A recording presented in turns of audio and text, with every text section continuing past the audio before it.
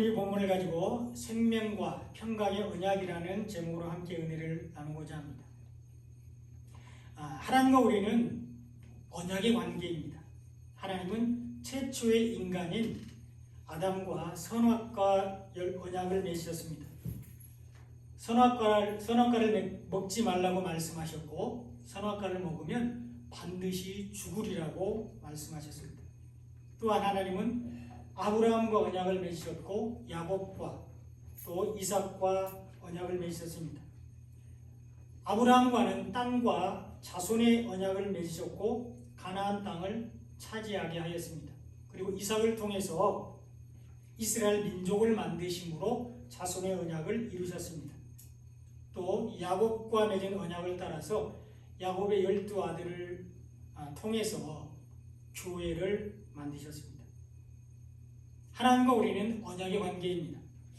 하나님은 부르신 사람들과 언약을 맺으시고 그 언약을 따라 언약 안에 있는 사람들을 하나님의 자녀로 삼으시고 보호하시고 인도하십니다.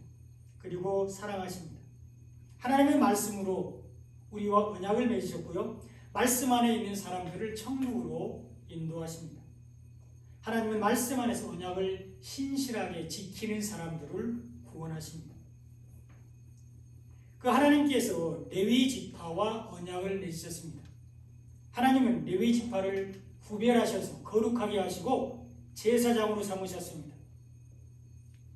물론 하나님은 이스라엘의 12지파를 다 사랑하셨지만 특별히 레위 지파를 구별하셔서 언약을 맺으시고 제사장의 직무를 감당하게 하셨습니다. 하나님이 친히 레위 지파의 기업이 되셔서 그들이 하나님의 일을 감당하게 하셨습니다. 하나님은 레위 지파를 통해서 제사장들을 통해서 이름이 영화롭게 되기를 원하셨습니다. 하나님은 레위 지파와 언약을 맺으셨습니다. 그러나 그 제사장들은 하나님의 이름을 영화롭게 하지 않았습니다. 그래서 하나님 복이 변하여 저주가 되게 하시겠다고 말씀하셨는데 오늘 말씀을 통해서 하나님이 레위 지파와 맺은 언약이 무엇인지 살펴보고 우리가 어떻게 하나님의 이름을 영원하게 할 수 있는지 살펴보면서 은혜를 나누고자 합니다. 하나님은 레위 지파와 생명과 평강의 언약을 맺으셨습니다. 오늘 본문 5절에 보면 레위와 세운 나의 언약은 생명과 평강의 언약이라 내가 이것을 그에게 준 것은 그로 경외하게 하람이라 그가 나를 경외하고 내 이름을 두려워하였으며 이렇게 기록되어 있습니다. 하나님은 레위 지파와 생명과 평강의 언약을 맺으셨습니다. 하나님은 레위 지파와 맺은 언약을 통해서 이스라엘 백성들에게 생명과 평강을 주시기를 원하셨습니다. 하나님은 레위 지파와 맺은 언약을 통해서 이 언약 안에 있는 사람들, 언약을 신실하게 지키는 사람들에게 생명과 평강을 주시기를 원하셨습니다. 하나님은 언약을 따라서 말씀 안에 있는 사람들, 말씀 안에서 주님과 동행하는 사람들에게 생명과 평강을 주시기를 원하십니다. 하나님은 언약을 따라서 하나님을 경외하는 사람들에게 생명과 평강을 주시기를 원하십니다. 하나님은 언약하신 대로 하나님을 두려워하는 사람들에게 생명과 평강을 주시기를 원하십니다. 하나님은 레위 지파와 생명과 평강의 언약을 맺으셨습니다. 하나님은 레위 지파를 제사장으로 세우셔서 하나님의 일을 감당하게 하셨습니다. 하나님은 영원한 대제사장이신 예수님의 모형으로서 레위 지파를 제사장으로 삼으시고 창세전 하나님의 구원 계획을 이루게 하셨습니다.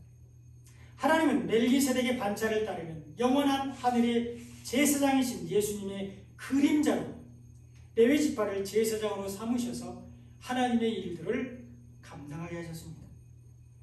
하나님은 예수님의 사역의 모형으로 예수님이 하실 일의 그림자로 레위 지파와 생명과 평강의 언약을 맺으셨는데 여기서 말하는 생명은 예수님의 십자가 복음을 통한 구원을 말합니다.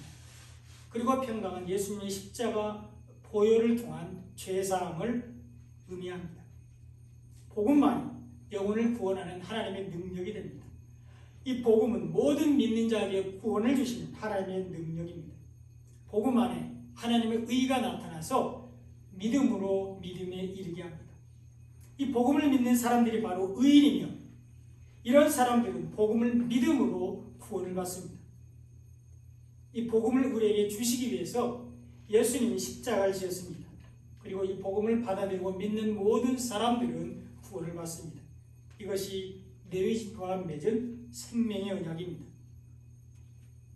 그리고 또한 평강은 죄가 없는 상태, 죄가 용서되는 것을 말합니다. 죄가 없는 것이 평강이며 참 안식입니다. 그리고 이 평강은 하나님과 예수님으로부터 온 것입니다. 하나님은 우리의 죄를 용서해 주시기 위해서 예수님을 이 땅에 보내주셨고 예수님은 우리의 죄를 대신해서 십자가를 지었습니다. 이것을 믿는 모든 사람들의 죄가 용서되는데 이때 비로소 주님 안에서 평강을 누리게 됩니다. 이것이 하나님이 레위 지파와 맺은 평강의 언약입니다. 하나님은 레위 지파와 맺은 생명과 평강의 언약을 통해서 예수님을 통한 죄사함과 복음으로 인한 구원이 전파되기를 원하셨습니다. 하나님은 레위 지파와 맺은 언약이 영원히 지속되기를 원하셨습니다. 오늘 본문 4절에 보면 만군의 여호와가 이르노라 내가 이 명령을 너희에게 내린 것은 레위와 세운 나의 언약이 항상 있게 하려 함인 줄을 너희가 알리라 이렇게 기록되어 있습니다. 하나님은 레위와 세운 언약이 항상 있게 하신다고 말씀하고 있는데 누구든지 예수님의 십자가 복음을 믿는 사람들은 다 구원을 받는다는 것을 의미합니다. 생명의 말씀인 복음을 받아들이고 믿는 모든 사람들은 다 구원을 받는다는 것을 말합니다. 이것이 생명을 얻는 유일한 길입니다. 예수님을 믿고 예수님의 말씀인 복음을 받아들이고 믿는 것이 구원을 받는 오직 한 길입니다. 예수님만이 길이요 진리요 생명이 되시기 때문입니다. 그리고 이것이 하나님을 믿는 것인데 하나님은 말씀으로 계신 분이시며 말씀이 육신이 되신 분이 예수님이기 때문입니다. 이것이 생명의 언약입니다. 그리고 레위와 세운 언약이 항상 있게 하신다는 말씀은 예수님이 나의 죄 때문에 십자가를 지었다는 것을 믿는 사람들은 죄사함을 받는다는 것을 말합니다. 우리의 죄가 주홍 같을지라도 눈과 같이 희어질 것이라고 말씀하시는 것입니다. 우리의 죄가 지렁같이 붉을지라도 양털같이 희게 된다고 말씀하시는 것입니다. 과거와 현재와 미래의 모든 죄가 다 용서된다고 말씀하시는 것입니다. 이때 참 평강이 임하게 됩니다. 이것이 평강의 언약입니다. 하나님은 레위와 세운 생명과 평강의 언약이 항상 있기를 원하셨는데 제사장들을 통해서 세상 끝날까지 예수님과 복음이 전파되기를 원하시는 것입니다.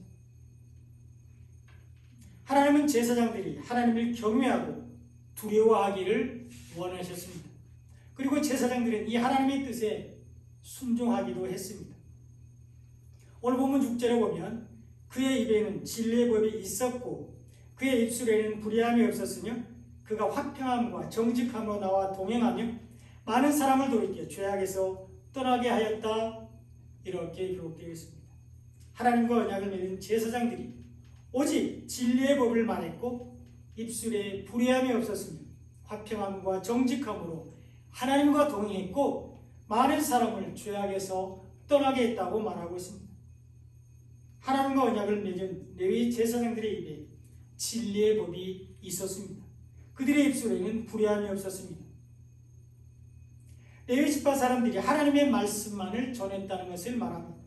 레위 제사장들이 오직 진리만을 선포했다는 것을 의미합니다.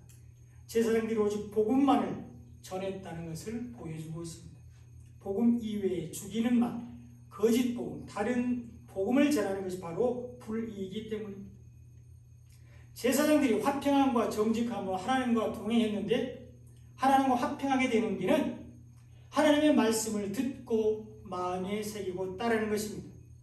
그리고 하나님 앞에서 정직하게 되는 길은 하나님을 경외하고 두려워하는 것입니다. 하나님의 말씀을 듣고 그 말씀을 마음에 새기고 순종하는 것입니다. 이것이 하나님과 동행하는 것입니다. 또한 제사장들이 많은 사람을 죄악에서 떠나게 했다고 말씀하고 있는데 그들이 하나님의 말씀을 사람들에게 가르쳤다는 것을 말합니다. 사람들에게 하나님의 말씀을 전해서 죄가 무엇인지 깨닫게 했다는 것을 말합니다. 제사장들이 전하는 하나님의 말씀이 거울이 되어서 자기 자신을 보게 하고 죄를 깨닫게 했다는 것입니다.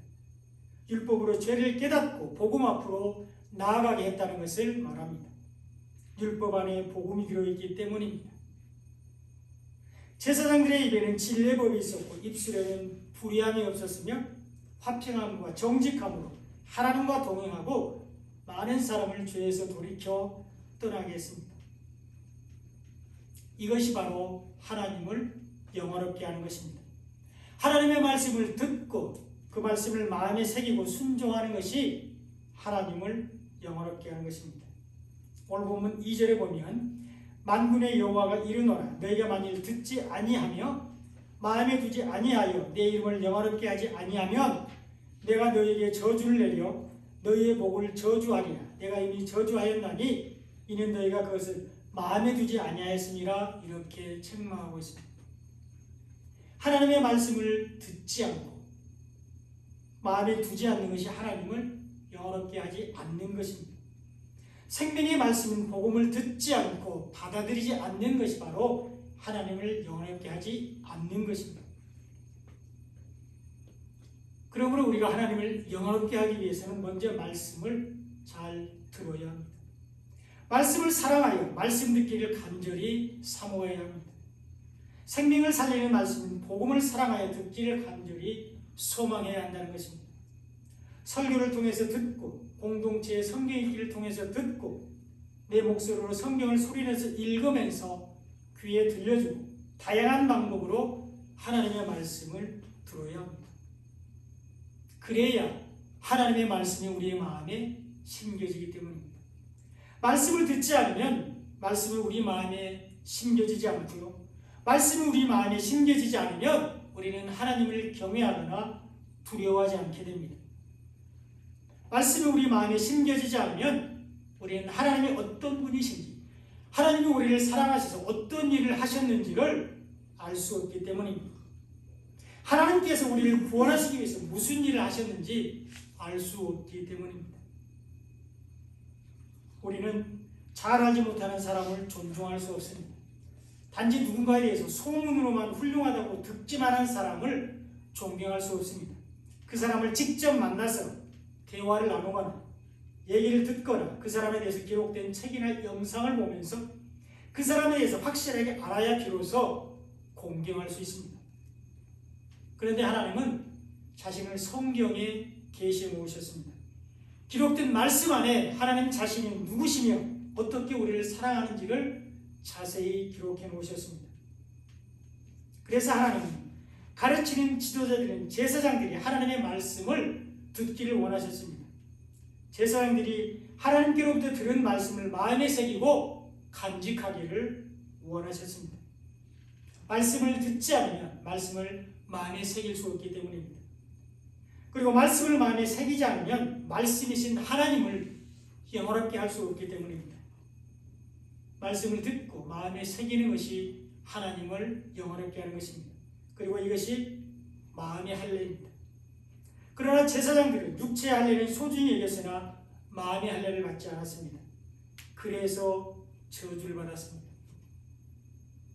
이 육체의 할례는 율법을 따르는 것이고 마음의 할례는 바로 복음을 따르는 것입니다. 육체의 할례는 자기 자신의 행위를 자랑하는 것이고 마음의 할례는 행위를 부정하는 것으로서 이것이 육체를 죽이는 것입니다.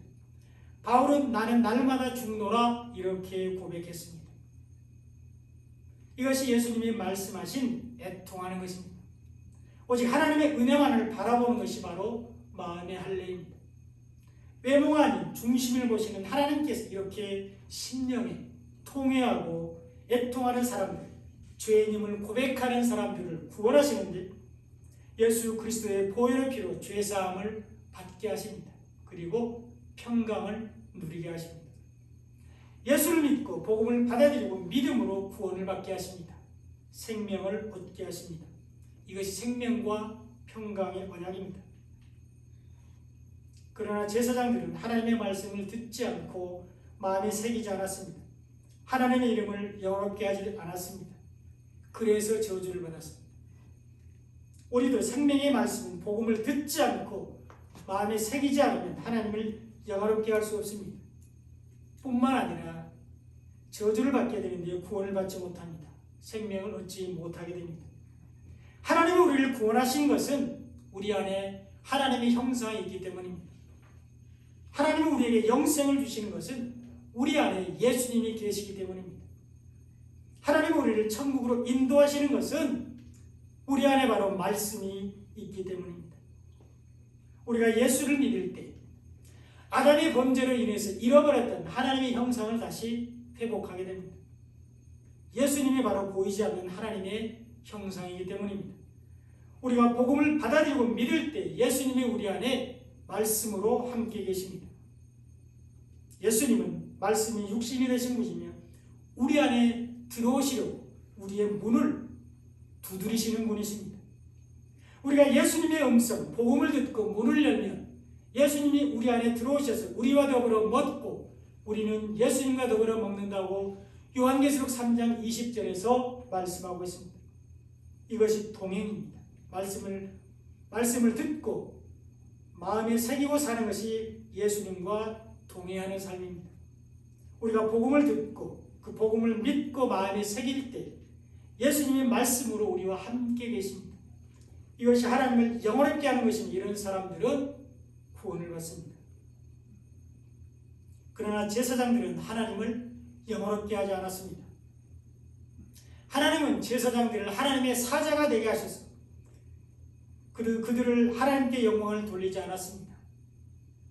오늘 본문 7절에 보면 제사장의 입술은 지식을 지켜야 하겠고 사람들은 그의 입에서 율법을 구하게 되어야 할 것이니 제사장은 만군의 여호와의 사자가 되는 이렇게 기록되어 있습니다. 하나님은 제사장의 입술에 지식이 있기를 원하셨습니다. 그리고 사람들이 그들의 입에서 하나님의 말씀을 구하게 되기를 원하셨습니다. 여기서 말하는 지식은 세상의 지식을 말하는 것이 아니라 하나님을 아는 지식을 말합니다. 하나님은 제사장들의 입을 통해서 하나님이 증거되기를 원하셨습니다. 하나님께서 제사장에게 주신 말씀들이 전파되기를 바라셨습니다. 그 말씀은 곧 생명이기 때문입니다. 그러므로 제사장들은 제사장의 입에서 말씀을 구해야 되는데 사람들은 제사장의 입에서 말씀을 구해야 되는데 그것이 바로 생명을 얻는 길입니다. 하나님이 제사장들을 만군의 여호와의 사자가 되게 하셨는데 제사장들을 예수님의 모형으로 대리자로 세우셔서 복음을 전하게 하셨습니다. 그러나 제사장들은 하나님의 언약을 순종하지 않았습니다. 그들은 옳은 길에서 떠났고 하나님의 길을 지키지 않았습니다. 오늘 본문 8절에 보면 너희는 옳은 길에서 떠나 많은 사람을 율법에 거스르게 하는도다. 나 만군의 여호와가 이르노니 너희가 레위의 언약을 깨뜨렸느니라 이렇게 책망하고 있습니다. 제사장들이 옳은 길에서 떠났는데 제사장들의 입에 하나님을 아는 지식이 없는 것이 옳은 길에서 떠나는 것입니다. 제사장들이 하나님의 말씀이 아닌 사람의 계명을 가르치는 것이 옳은 길에서 떠나는 것입니다. 제사장들이 진리의 말씀을 전하지 않는 것이 바로 옳은 길에서 떠나는 것입니다. 그리고 제사장들이 생명의 말씀인 복음을 전하지 않는 것이 옳은 길에서 떠나는 것입니다. 또한 제사장들이 많은 사람을 율법에 거스르게 했는데 율법으로 죄를 깨닫고 복음을 나오게 하지 않고 율법을 지켜야 한다고 가르치는 것이 바로 율법을 거스르게 행하는 것입니다. 마음의 할례가 아닌 육체의 할례를 받게 하는 것이 율법을 거스르게 하는 것입니다. 하나님의 은혜가 아닌 자신의 행위를 자랑하게 하는 것이 율법을 거스르게 하는 것입니다. 오직 하나님의 은혜가 아닌 자신의 공로를 자랑하는 것이 율법을 거스르게 하는 것입니다. 이런 사람들은 멸시와 천대를 당하게 됩니다. 오늘 본문 9절에 보면 너희가 내 길을 지키지 아니하고 율법을 행할 때에 사람에게 치우치게 하였으므로 나도 너희로 하여금 모든 백성 앞에서 멸시와 천대를 당하게 하였느니라. 이렇게 기록되었습니다.